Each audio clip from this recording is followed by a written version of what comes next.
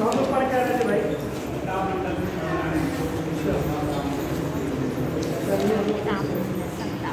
पर्यावरण पढ़ रहे थे भाई। पर्यावरण में हम लोगों ने अच्छा समता हम लोग पढ़ रहे थे जितनी भी वायुमंडल की जो लेयर्स हैं वो पढ़ रहे थे हम लोग। तो वायुमंडल की लेयर में हम लोगों ने देखा था लास्ट क्लास में क्षोमंडल का, फिर इसके बाद में समताप मंडल, इसके बाद मध्यमंडल, फिर इसके बाद वायुमंडल, फिर इसके बाद वायुमंडल है। ये 5 मंडल हम लोग देखे थे। एक एक मंडल को हम लोग डिटेल कर रहे थे, जिसमें से लास्ट में हम लोगों ने क्षोमंडल देखा, इसे इंग्लिश में क्या कहते हैं?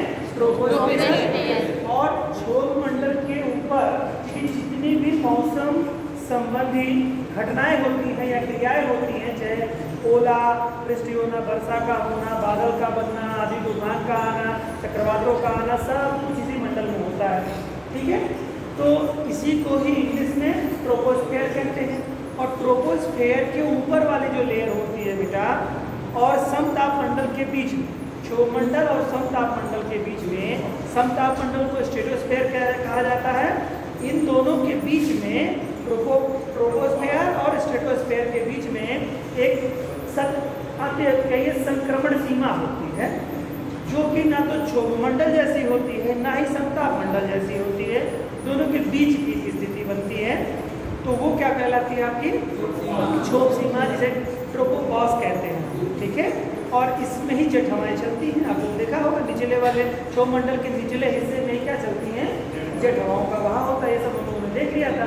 तो यहाँ पर देखिए यही सब पॉइंट्स आपके आते हैं। ज़्यादातर प्रश्न यहीं से हो जाता है, क्षोभमंडल और समताप मंडल से। इसके बाद के प्रश्न भी जाते हैं, लेकिन ज़्यादातर ऑब्जेक्टिव क्वेश्चंस में यहीं से ही प्रश्न हो जाते हैं। ठीक है, तो इतना हो गया था। और मुझे लगता है ट्रोपोपॉज भी हो चुका था हम लोगों का। अब लोगों को स्ट्रेटोस्फियर के बारे में, समताप मंडल के बारे में देखना है। चलिए आज कंटिन्यू करते हैं समताप मंडल को, फिर एक एक बात जानते रहते हैं।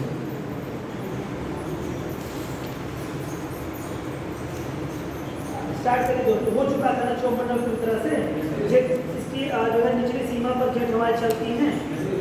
आगे बात करते हैं आगे समताप मंडल में दोस्तों, ट्रोपोपास के ऊपर, ट्रोपोपास, अब देखो ट्रोपोपास कह रहा है, ट्रोपोस्फियर नहीं कह रहा है।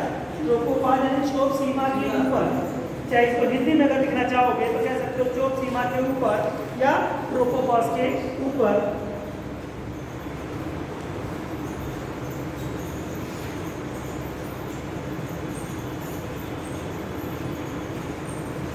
50 किलोमीटर की ऊंचाई तक, 50 किलोमीटर की ऊंचाई तक समताप मंडल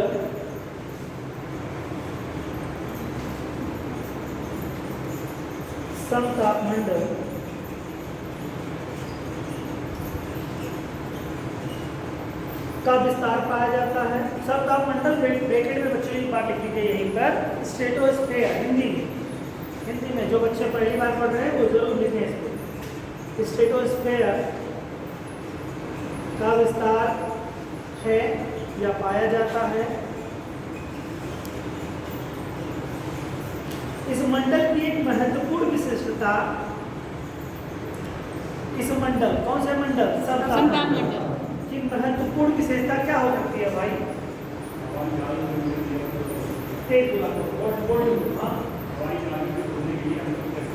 ये सबसे स्पेशल आपको लगता है, इसके अलावा कुछ और नहीं स्पेशल है? नहीं, ये आपको लग रहा, और किसी को कुछ स्पेशल इसमें लग रहा हो इस मंडल में? आपको क्या लग रहा है इस मंडल में क्या विशेषता है? जैसे इनको हवाई जहाज के लिए है, उनको आदि तूफान से बचता है, ये आपके हिसाब से समताप मंडल की विशेषता क्या है? सबसे इम्पोर्टेंट विशेषता क्या है?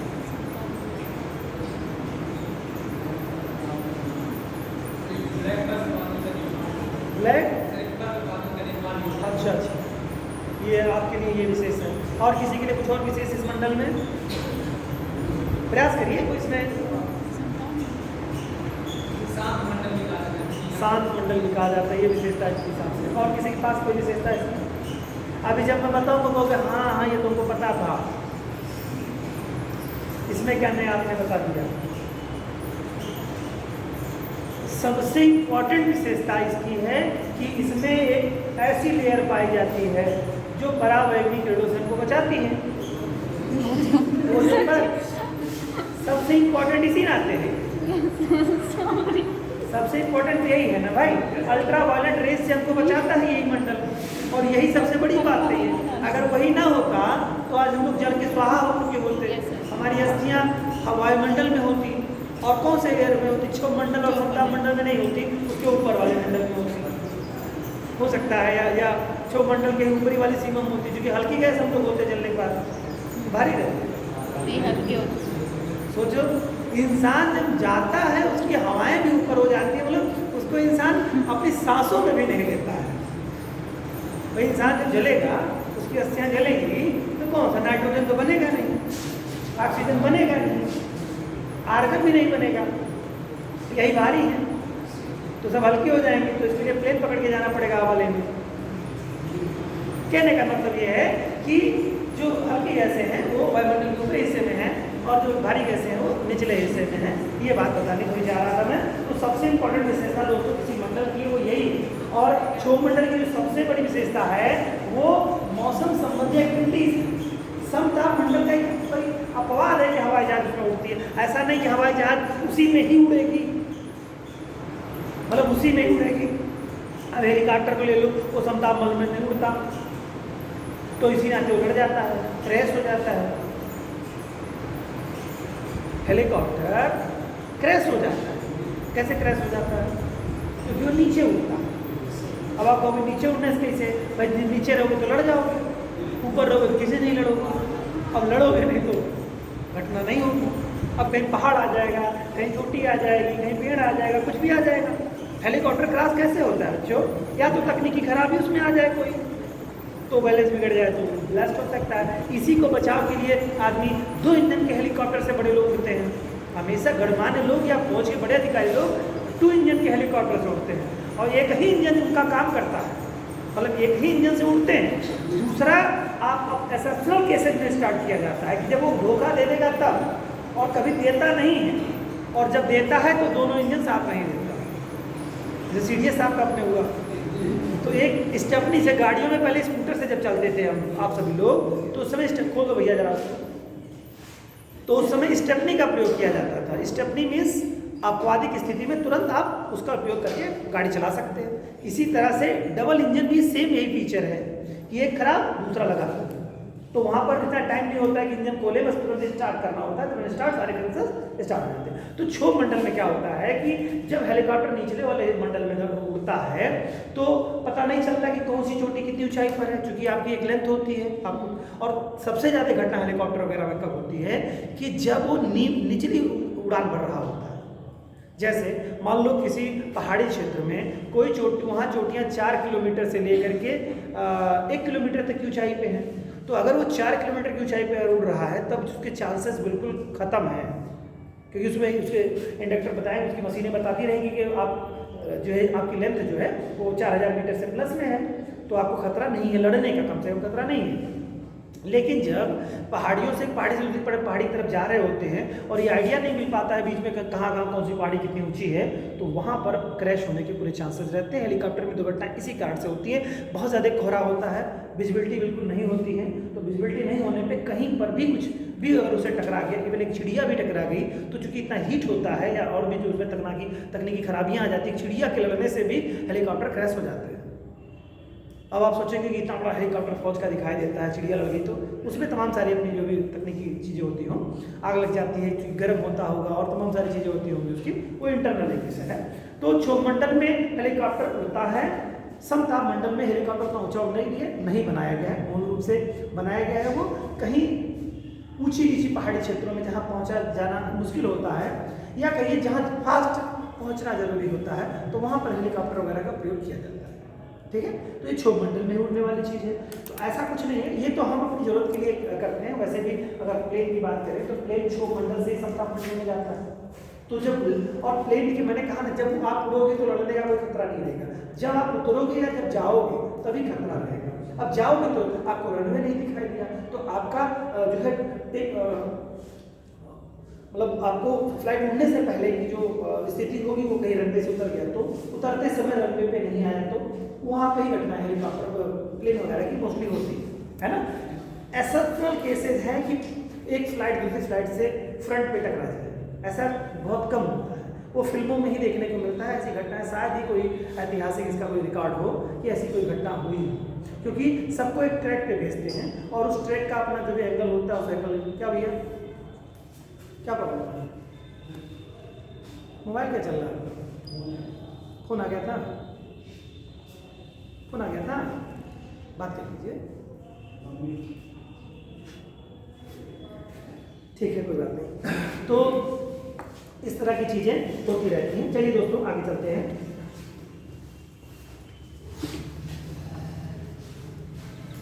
कहाँ तक हम लोग पहुंचे थे? इस मंडल की महत्वपूर्ण विशेषता।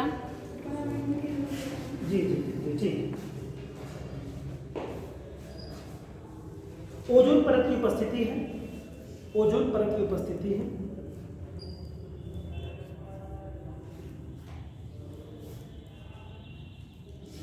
इस मंडल के निचले भाग में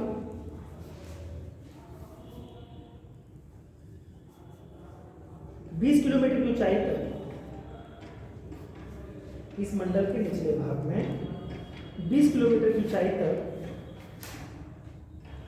तापमान में कोई परिवर्तन नहीं,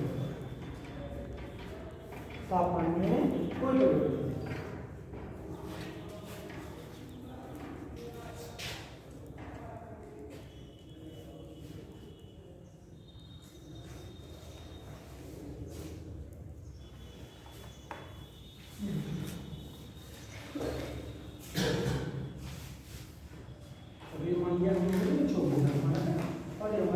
इक्वेटर के पास में है, ठीक है, भूमध्य रेखा पर और ध्रुव के पास ऊंचाई है, और ये इक्वेटर के पास ऊंचाई है, ठीक है। अब इसके ऊपर जो होगा ये होगा क्या? समताप होगा, ये आपका समताप होगा, ऐसे समझिए। अब इसकी ऊंचाई सीधी है, लेकिन पहले मंडल के जो झुका होता है, बाकी सभी मंडल की ऊंचाई सीधी है। आपने कभी भी फिगर देखा होगा तो फिगर में यही दिखाई देगा, क्यों? क्योंकि ध्रुव के पास ये पोल है, कोई भी पोल आप मान सकते हैं, नाम का पोल मान लिया, और ये आपका इक्वेटर के पास है। इक्वेटर जो रेखा है, विषुवत रेखा है, उसका मध्यवर्ती भाग है विषुवत रेखा का, ठीक है। तो ये कटा हुआ है, तो यहाँ पर आप देखेंगे इसकी ऊंचाई कितनी बताएंगे दोस्तों? 18 किलोमीटर के आसपास। ये वाली लगभग 18 किलोमीटर के आसपास बताई गई थी। अलग अलग किताबों में थोड़ा डिफरेंसेस मिलेगा, तो डिस्टर्ब होने की जरूरत नहीं है। औसत ऊंचाई की बात की जाए तो 13, ठीक है। अब इसके बाद हमने बताया था कि इसको ऊंचाई पे जाने पे क्या होता है? टेम्परेचर तापमान क्या होता है? तापमान में घटता है। यहाँ पर तापमान कितना होता है? -45 बोल दो यार, यहाँ पर 85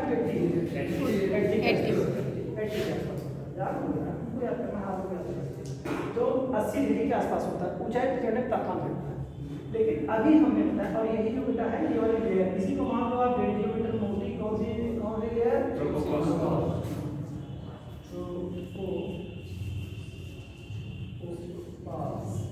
है ना, और इसको ये ट्रोपोस्फियर देता हूँ,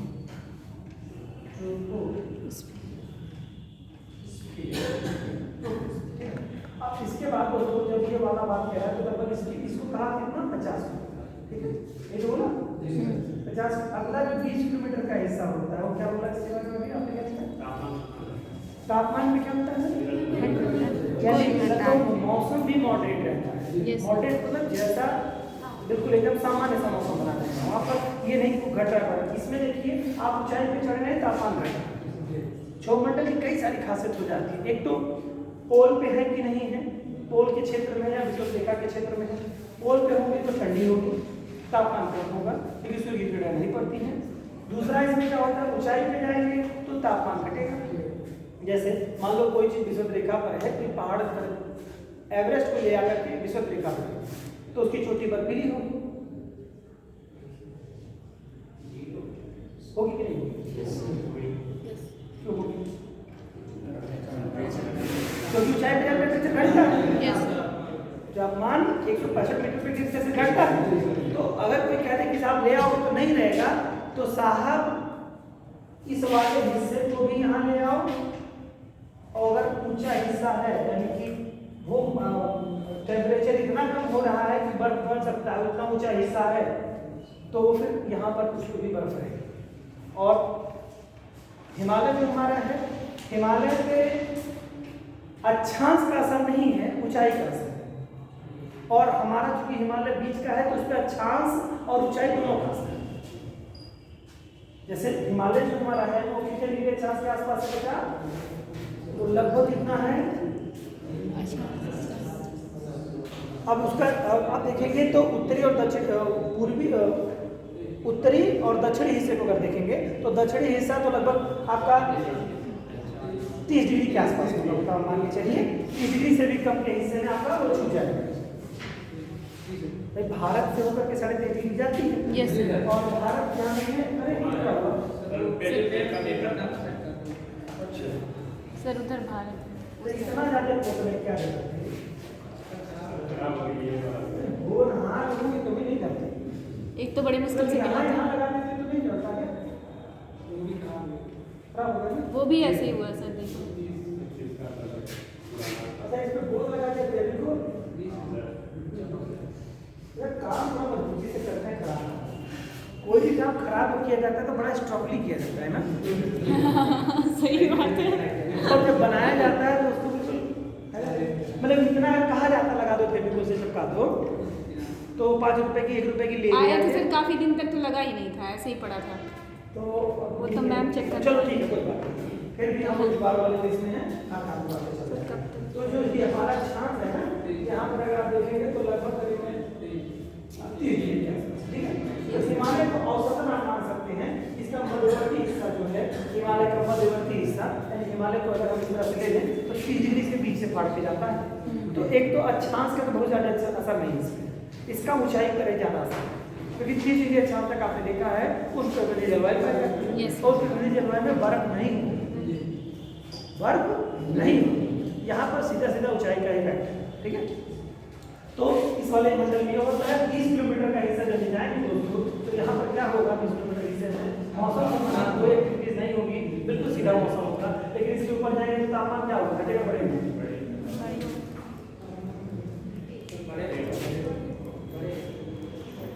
अब तो कुछ तो होगा ही, जो में से एक होगा।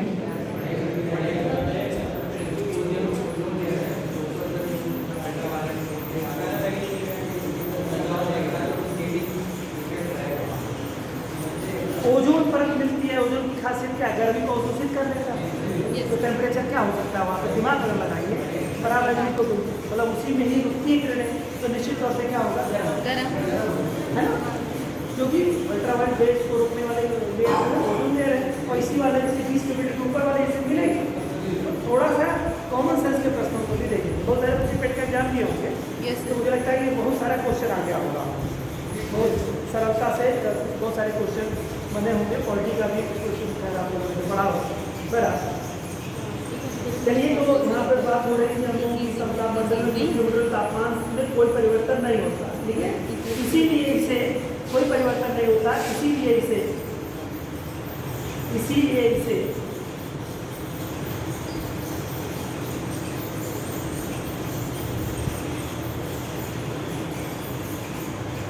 समतापमंडल कहते हैं। इसीलिए इसे समतापमंडल। अगर कोई प्रश्न पूछ ले कि ये समतापमंडल क्यों कहलाता है, क्योंकि यहाँ पर देखिए मौसम आपने अगर देखा है तो आपने कहा मौसम साफ होता है, लेकिन सबसे इम्पोर्टेंट नाम इसका क्या है? समताप, यानी ताप समान। तो इसका सबसे बड़ी खासियत ये जान लीजिए, इसमें ताप एकदम बैलेंस रहता है। इसमें क्या है? ताप घटता है, ताप घटता है, इसमें ताप समान रहता है। कहाँ तक? 20 किलोमीटर। इसके बाद तापमान में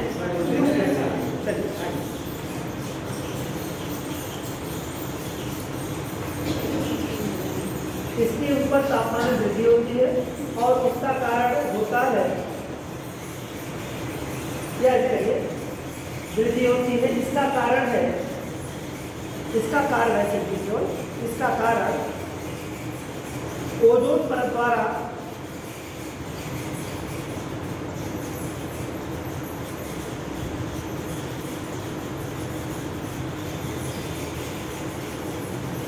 परावैंगनी किरणों का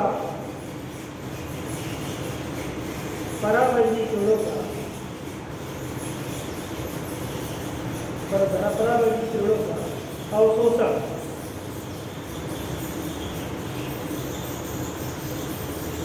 परावैंगिक किरणों का अवशोषण।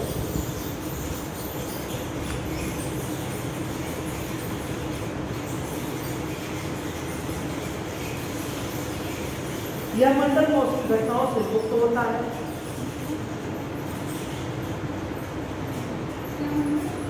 हाँ, तो मतलब जिससे आपने क्या रिजल्ट देखा था कि वृद्धि का कारण वृद्धि होती है जिसका कारण ओजोन परत द्वारा परावैंगिक किरणों का अवशोषण है या होता है। अवशोषण होता है या है। यह मंडल मौसमी घटनाओं से मुक्त होता है।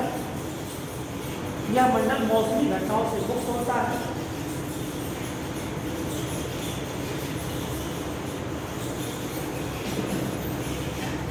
इसलिए वायुयान चालकों के लिए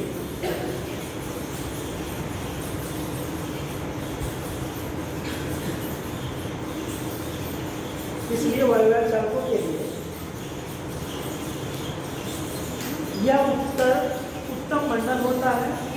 इसलिए वायुयान चालकों के लिए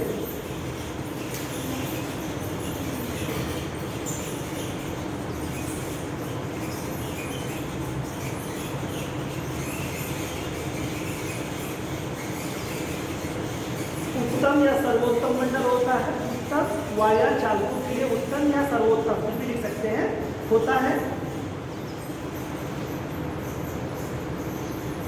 इसी नाते देखिए जो मूवीज बनाते हैं वो कितने बुद्धिमान होते हैं। जब फिल्मों में देखिए दिखाता बहुत साफ सुथरा बिना हवा प्लेन के अंदर से बाहर कतर से दिखाते हैं तो बिल्कुल समताप मंडल वाला ही दिखाते हैं।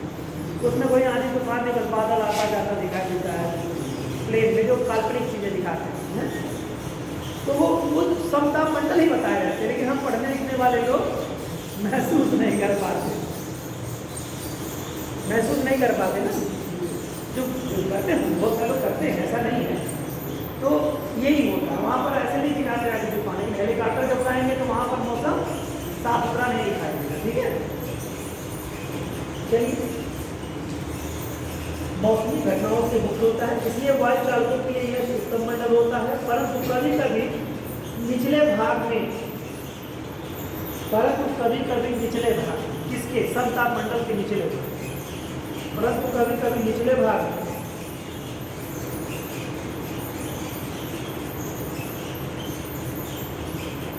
सिरस बादल बनते हैं।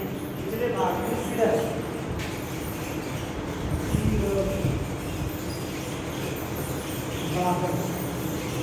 बनते हैं। निचले भाग में कभी कभी सिरस बादल बनते हैं। सिरस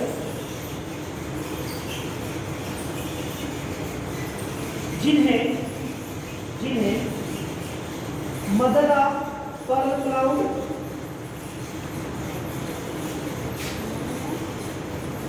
मदर ऑफ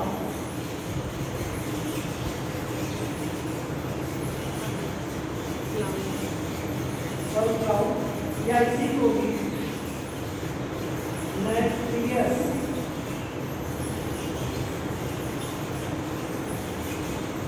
क्लाउड भी कहा है।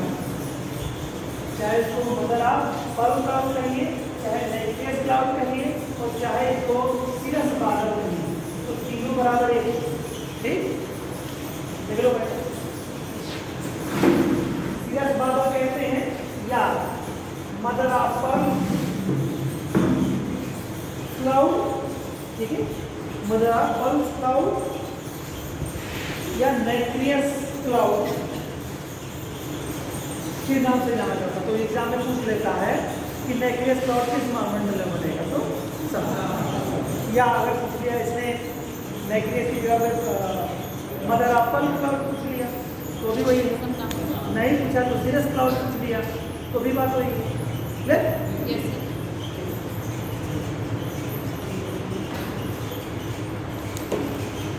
देखिए, अच्छों को अपनी अच्छाई और वीरों को अपनी वीरता नहीं भूलनी चाहिए।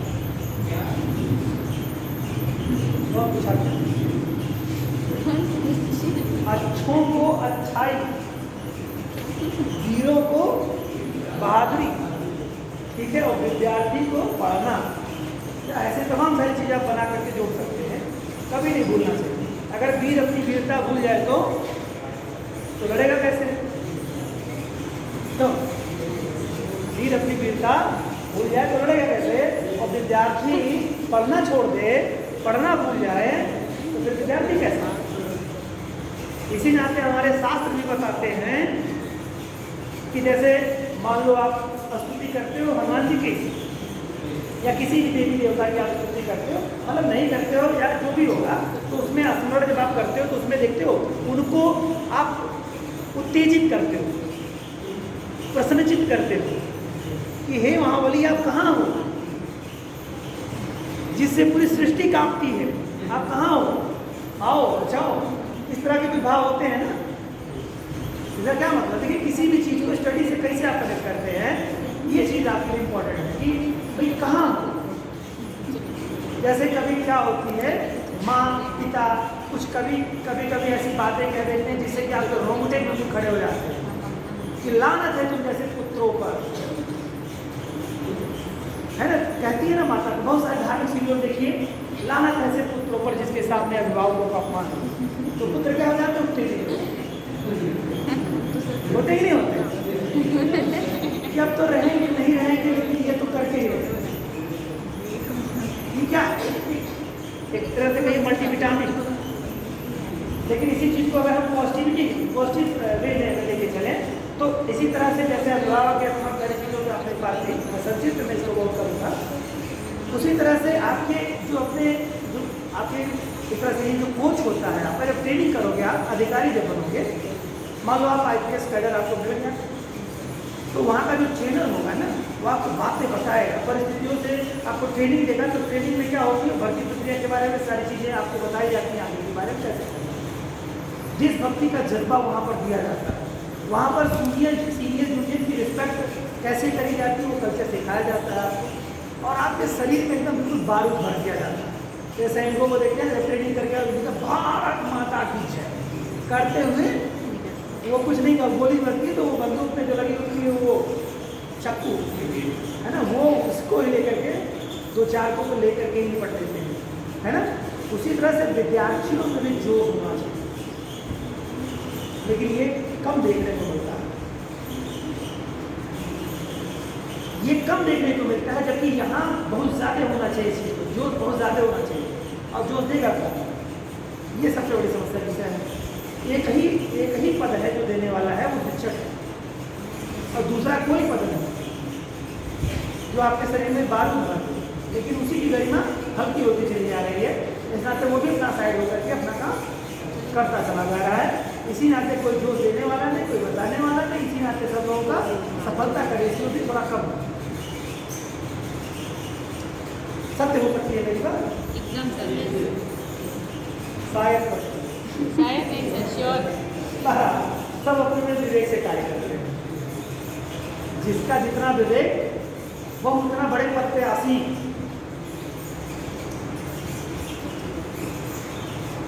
जिसका जितना छोटा विवेक वो उतने छोटे पद पर आसीन।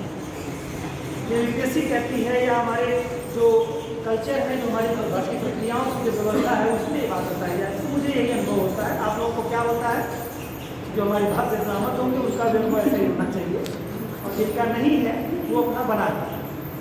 हमेशा यूपीएससी कहती है कि सबको, कि अगर आप उसकी क्षमता के अनुरूप हैं तो आपका स्वागत है, आइए डिस्ट्रिक्ट एडमिनिस्ट्रेशन में आपका स्वागत है।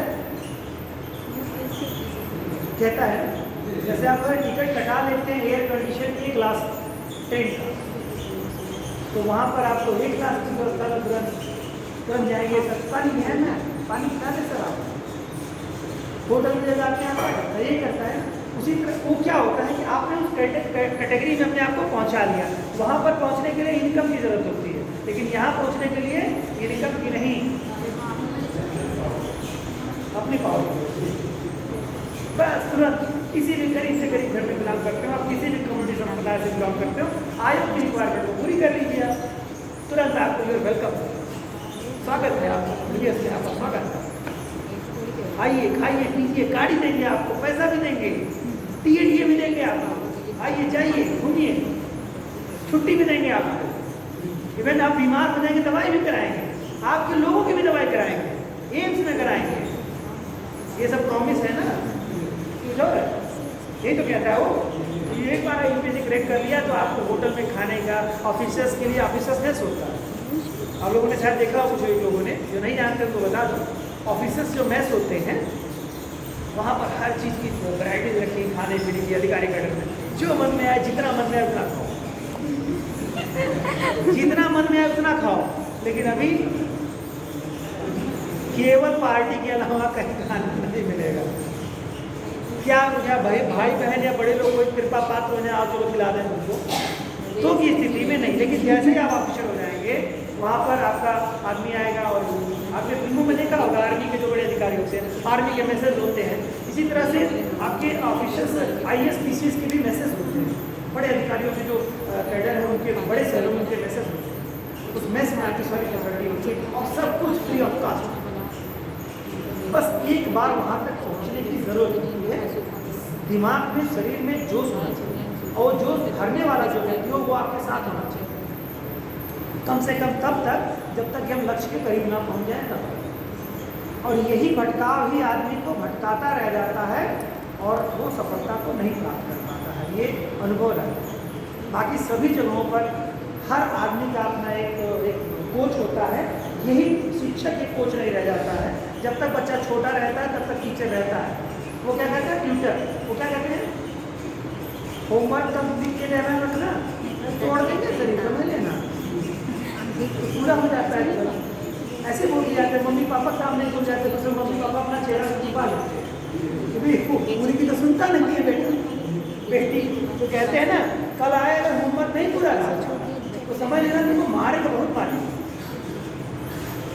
और उस टेरर में बच्चा होमवर्क पहले पूरा करता है तो मम्मी पापा क्या कहते हैं, उन्हीं गुरु के सहारे, भाई हम नहीं जानते, तुम मत करो, कल सर आएंगे, मैडम आएंगे तब देखेंगे। तो डर बस छोटा बच्चा अपना होमवर्क पूरा करता है, तो कहता मम्मी जल्दी से करा दो, थोड़ा हेल्प करा दो जिससे कि हमारा काम पूरा हो जाए।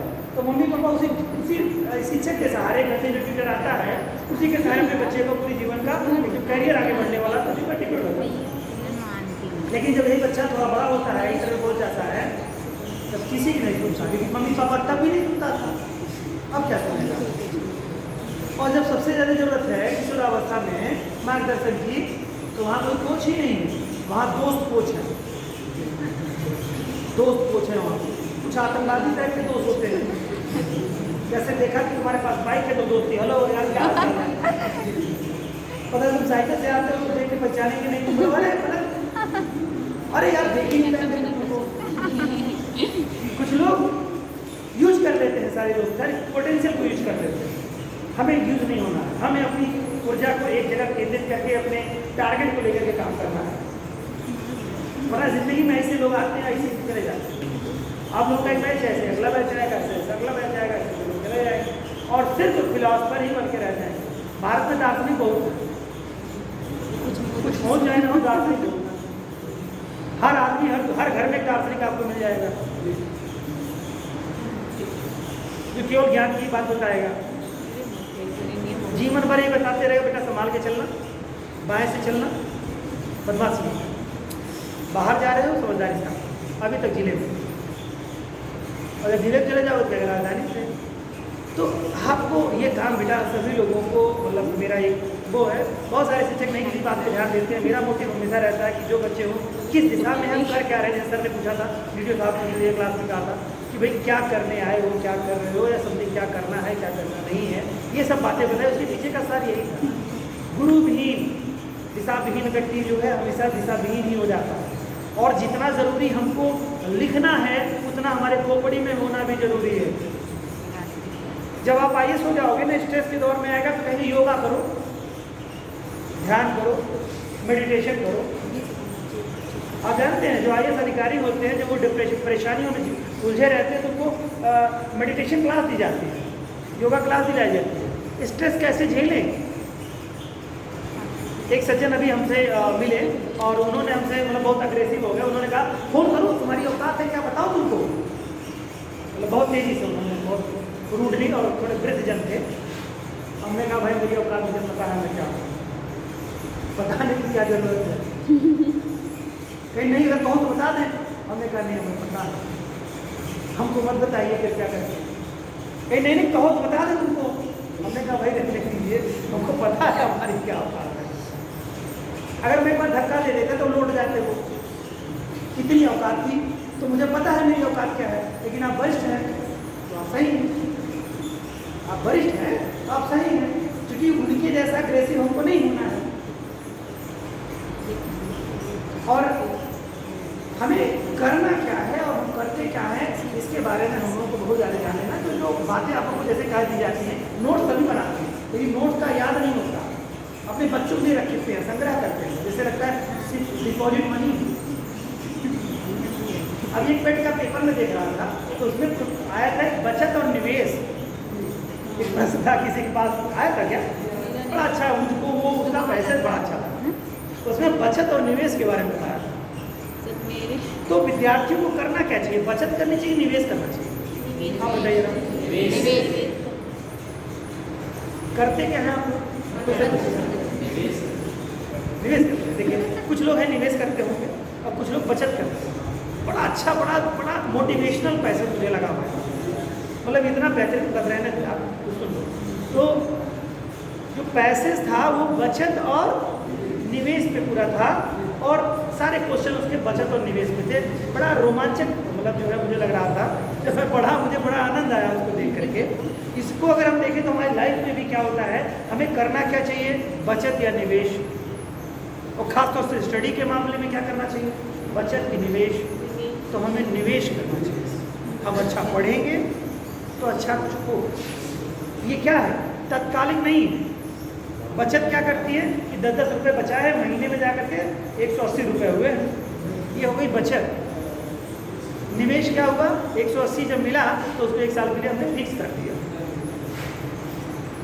तो 1 साल हमको ले नहीं सकते उसको, फिक्स डिपॉजिट हमारी है, ये हो गया निवेश। अब उससे हमको कुछ मिलेगा, बड़ा मिलेगा। और निवेश करने में भी हम कैसा निवेश कर रहे हैं, ये पैसे बहुत बढ़िया मोटिवेशन दे रहा था पढ़ाई को लेकर के या करियर को लेकर के। पैसे कुछ ऐसे विद्वान वहाँ बैठते हैं यूपीएससी में जो प्रश्न पत्र बनाते हैं या जो भी यूपी SSSC में सर ने बनाया, लोगों ने बड़ा बेहतरीन पैसे जो उसको लगा और ये काफ़ी मोटिवेशन दे रहा था चीज़ों को लेकर के कि करना क्या चाहिए। अगर आप उसको समझ गए तो वो आपका एक तरह साइकोलॉजिकल प्रश्न एक तरह से, एक तो आपको बता भी रहा था, दूसरा आपका ब्रेन भी चेक कर रहा था। तो कुछ लोग कह रहे हैं बचत ज़्यादा जरूरी है, बचत करो। बचत क्षणिक होता है, स्टडी निवेश, या निवेश आप कर रहे हो। कब से निवेश करना शुरू किए, जब से क्लास 1 क्लास बेबी से क्लास आए तब से माँ बाप को निवेश करना शुरू किया। 12th तक निवेश किया, आपके साथ पैसे लगाइए, 1 रुपये रिटर्न आए क्या? आप लोग स्टडी पर पेरेंट्स क्या कर रहे हैं, निवेश कर रहे हैं कि बचत कर रहे हैं, खर्च कर रहे हैं, क्या कर रहे हैं? निवेश। निवेश के बाद ग्रेजुएशन में आ गए आप, तब भी निवेश कर रहे हैं कुछ ना कुछ वो। अब उनके निवेश का परिणाम कब आएगा, जब आपका रिजल्ट आएगा। रिजल्ट नहीं आया तो निवेश, ये क्या है, म्यूचुअल फंड है। आप लोग क्या हो, म्यूचुअल फंड जो है वो जोखिम भरा है। तो अब इसके साथ देखिए क्या टर्म कंडीशन लगी हुई है, निवेश जोखिम भरा है। निवेश को हमेशा चेक करते रहे, निवेश सही दिशा में है कि नहीं है। जब सही दिशा में हो तब जिद करें और सही दिशा में ना हो तो जिद ना करें। तो समझ में आ रहा है किसी को कुछ मैं क्या कह रहा हूँ? यानी कि आपका जो निवेश अपने बच्चे पे आप कर रहे हो उसको देखते रहो कि निवेश क्या है, और तब जा करके आप एक सक्सेसफुल व्यक्ति आप बन सकते हो। तो आप पे निवेश किया गया है आपके पेरेंट्स के द्वारा, उस निवेश को व्यर्थ न जाने दीजिए और सब रट जाइए, चढ़ जाइए, याद होना चाहिए। तो मैंने बात कहना ये चाहा मैं कि जो आप पढ़ रहे हो बेटा वो आपके ब्रेन में भी होना चाहिए, जवाब आपके 100% किसी भी चीज़ के लिए होने चाहिए। ये अगर आपने कर लिया जितना भी पढ़ा है तो फिर आपका देखिएगा कॉन्फिडेंस, आत्मविश्वास जिसे कहते हैं आप, वो आपका 7वें आसमान पर होगा और आप सफलता के द्वार चल रहे होंगे। बहुत सारे पेट के एग्जाम देखिए तो मेरे यहाँ जितने भी बच्चे मैंने देखा, जितने बच्चे हमारे अपने हैं, बहुत सारे बच्चों ने पेपर दिया, किसी का भी 70 से कम क्वेश्चन नहीं होगा सही, उससे प्लस ही होगा। बहुत बढ़िया प्रश्न था और बहुत रोमांचक और कहते हैं कि एकदम चलते फिरते करने वाले प्रश्न, चलते फिरते करने।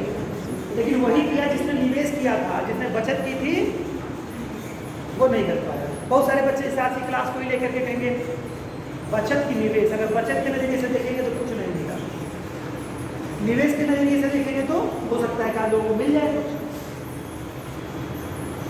कुछ मिला। मैंने तो कुछ दिया नहीं, जो था आपके पास पहले से उसी को अपडेट किया, तो अब मिला कि नहीं मिला? नहीं मिला। यदि आवाज ही नहीं है तो मिला कैसे भाई?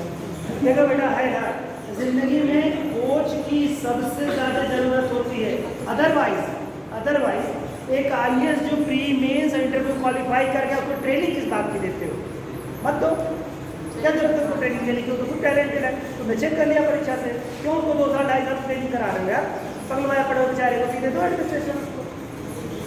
हर विभाग में ट्रेनिंग क्यों दिलाई जाती है? तो परीक्षा लीजिए, ट्रेनिंग किस बात की है? नहीं, आपको उसके अकॉर्डिंग काम करना होगा, उसको फील करो, समझो।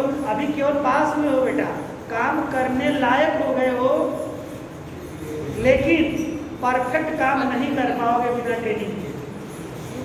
तो ट्रेनिंग आपको परफेक्ट बनाती है किसी चीज़ को लेकर। जो गहरा जिसके पास ज्ञान होगी, गुरु हमेशा आपका बुद्धिमान होना चाहिए, दूरदर्शी होना चाहिए, निवेश हमेशा दूरदर्शी होना चाहिए। तो इन सब निवेश में आप अगर निवेश बेहतर करते हैं तो सफलता के बाद प्रशस्त रिस्पॉन्सिबिलिटी होनी चाहिए, अपनी जिम्मेदारी होनी चाहिए।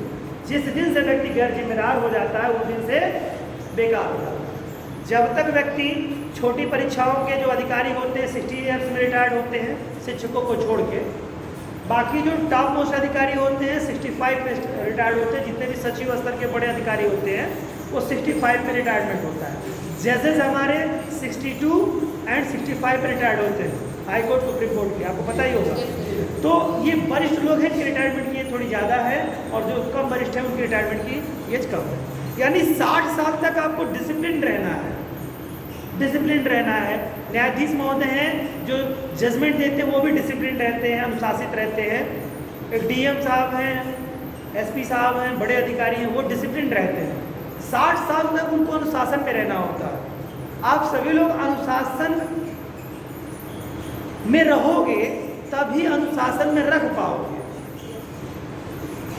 आप खुद अगर अनुशासित नहीं रहोगे तो कैसे अनुशासन वाली परीक्षा में बैठ पाओगे या सफल हो पाओगे?